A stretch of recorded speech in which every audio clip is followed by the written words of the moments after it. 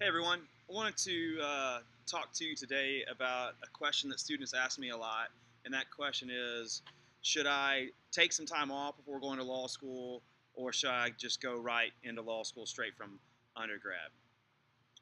Obviously, I think the answer to that question depends on the student or on the applicant. Taking some time off might be good for a person, or going straight through might be good for the person. So obviously, it's applicant specific.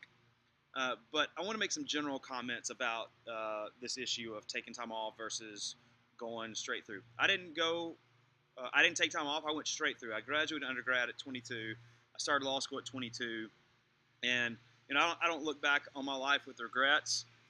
But I think taking some time off would have been good for me. You do a lot of growing up in the years after college, or hopefully you do, emotionally, um, socially, academically, intellectually, and I think maybe some time off would have been a good thing, and I could have come back kind of refreshed and older and ready to go. I didn't do that, and maybe you're not going to do that, and that's totally fine. But I wanted to address one of the reasons I think students oftentimes feel the need to jump right into law school from undergrad, and and maybe this is true for you. This was true for me.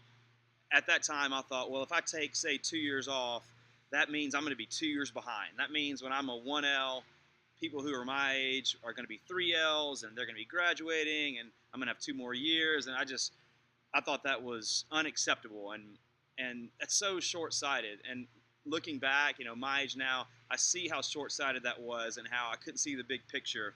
How taking a year or two or even more years off um, wasn't necessarily a bad thing. I couldn't see that at the time. So I guess what I want to stress today is that it's okay to take time off. It might be the right thing for you. Maybe you want to go off and work for a little while. Maybe you need to pay off some debts.